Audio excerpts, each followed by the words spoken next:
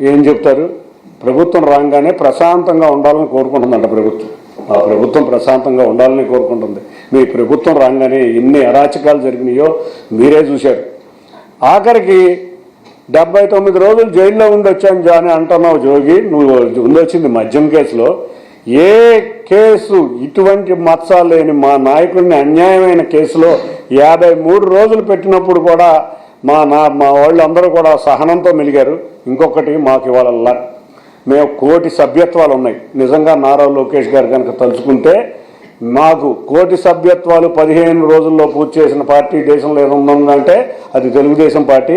మీరు ఎక్కడా మిగలరు. మేము ప్రశాంతంగా ఉండాలని మేము కోరుకుంటున్నాం కాబట్టి, మేము రెచ్చిపోవద్దు అంటున్నాం కాబట్టి, మీరు ఎంత తప్పుడు మాటలు మాట్లాడినా ప్రశాంతంగా మేము ఉద్యమం తరహాలోనే మేము ప్రశాంతంగా ధర్నాలు చేస్తున్నాం.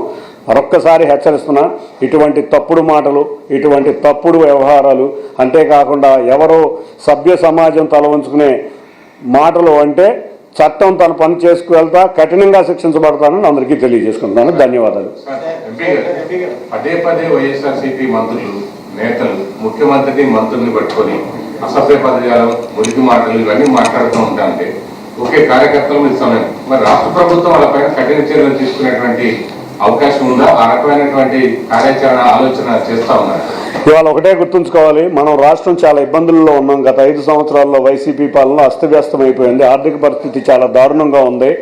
కాబట్టి వాళ్ళు ఎంత రెచ్చగొట్టినా కూడా మీరు ప్రశాంతంగా ఉండండి, చట్టం ద్వారా వాళ్ళని శిక్షించబడదామని మా గౌరవ ముఖ్యమంత్రి వర్యులు కానీ మా నారా లోకేష్ గారు కానీ పదే పదే కార్యకర్తలకు తెలియజేస్తున్నారు. నిజంగానే మాకు తండ్రి లాంటి వ్యక్తి అటువంటి గౌరవ ముఖ్యమంత్రి నారా చంద్రబాబు నాయుడు గారిని అంటే మా కార్యకర్తలకు చాలా అసహనంగా ఉంది.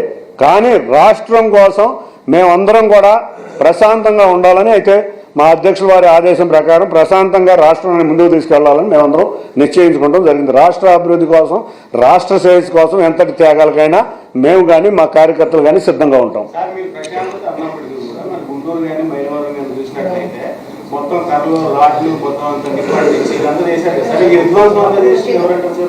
నేను ఒకటే కోరుతున్నాను, ఎవరైతే మాట్లాడుతున్నారో సాక్షి వారు క్లియర్గా ఒకటే చెబుతున్నా, మీ నాయకుడు రెచ్చగొట్టే మాటలకి ఆనందం. మీ అంబటి రాంబాబు గారు మాట్లాడిన మాటలు వాళ్ళ ఆయనే తప్పని మళ్ళీ రెచ్చగొట్టే వ్యవహారాలు చేశారు. మా నాయకుడు ఎక్కడో తిరుపతిలో ఉన్న సమయంలో మీరు చేసిన వ్యవహారాలు మరొక్కసారి రాష్ట్రాన్ని రాక్షస కాండలో తీసుకెళ్లాలని జగన్ రెడ్డి గారు తలంచుకుంటున్నారు. దానికోసం ఎవరైనా మీ తల్లిదండ్రులు యాక్సెప్ట్ చేస్తారా ఆ భాషనని నేను మిమ్మల్ని పత్రికాముఖంగా కోరుతున్నా. మీ భార్యలు, మీ తల్లిదండ్రులు చేస్తారా? మొన్న కూడా చూసాం, జగన్ రెడ్డి గారి భార్య భారతిరెడ్డి గారి మీద జరిగిన ఇన్సిడెంట్కి మా నాయకుడు వెంటనే కఠినంగా శిక్షించడం జరిగింది మా కార్యకర్తల్ని. కాబట్టి ప్రజల దగ్గర ఆవేశాలు ఉంటాయి. వాటిని భాష మనం మాట్లాడే విధానం బట్టి ఉంటుంది.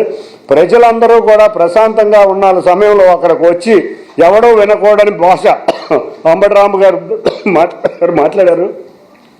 మాట్లాడినా కూడా మా వాళ్ళు ప్రశాంతంగా ఉండటం విషయంలో నేను తప్పు చేశానేమో అంటా మళ్ళీ రెచ్చగొట్టే వ్యాఖ్యలు చేయటం వల్ల అది ఫ్లేర్ అయింది. అప్పటికి కూడా మా నాయకులు ఎక్కడికక్కడ ప్రశాంతంగా, ఆ రోజు కూడా చూసాం, మా ఎమ్మెల్యే గారు ఉన్నారు అంటున్నారు. ఎందుకు వెళ్ళారు? ప్రశాంతంగా ధర్నా చేయడానికి వెళ్ళారు. ప్రశాంతంగా ధర్నా చేసినప్పుడు అక్కడ ఉన్న 200 మంది కార్యకర్తలు, వైసీపీ కార్యకర్తలు రెచ్చగొట్టలేదా?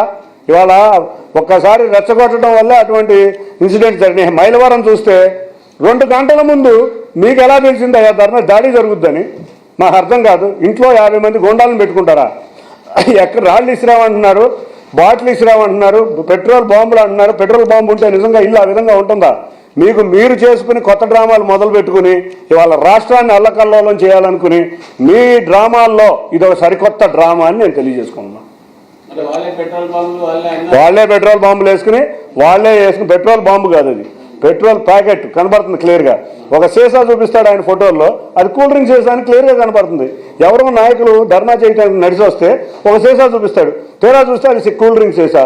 రెండోది అసలు ప్యాకెట్ చూడు అన్నాడు, ఎక్కడ కనపట్టలేదు. నేనేదో వాట్సాప్ పెట్టాను అంటాడు. మరి నా వాట్సాప్ ఉంటే నా వాట్సాప్ క్లారిటీగా చూపించాలి. ఏదో ప్రింట్ చేస్తాడు. మీరు దాంట్లో విషయాలు కూడా మీరు చూడవచ్చు క్లియర్గా.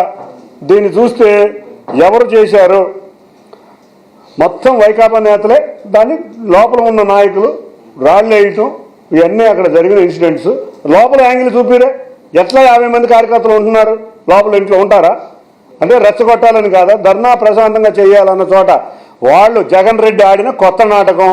ఎట్లా అయితే బాబాయ్ హత్యని వారు వినియోగించుకున్నారో వెదిదోల మీద, ఇదే విధంగా రాష్ట్రంలో బూతులు తిడదాం, బూతులను కూడా ప్రజలు ఆక్రమిస్తారేమోనని సింపతి రావాలని వాళ్ళ ఇల్లు వాళ్ళే తగలబెట్టుకుని ఇటువంటి డ్రామాలు ఆడుతున్నారు. సార్, ఇప్పుడు అంబటి రాంబాబు అరెస్టుని ఒక వర్గంపై జరుగుతున్న దాడిగా చిత్రీకరించే ప్రయత్నం చేస్తున్నారు. ఎప్పుడో విజయవాడలో జరిగిన మగవీర్ రాజా హత్య కేసును చంద్రబాబు నాయుడు గారికి అంటగట్టి ఇప్పుడు మళ్ళీ అంబటి రాంబాబుని మళ్ళీ ఆ విధంగా చేసే ప్రయత్నం చేస్తున్నారని ఒక చిత్రీకరణ చేస్తుంది. దీని ఒక విషయం గుర్తుంచుకోండి, ఇవాళ విజయవాడ నగరం చాలా ప్రశాంత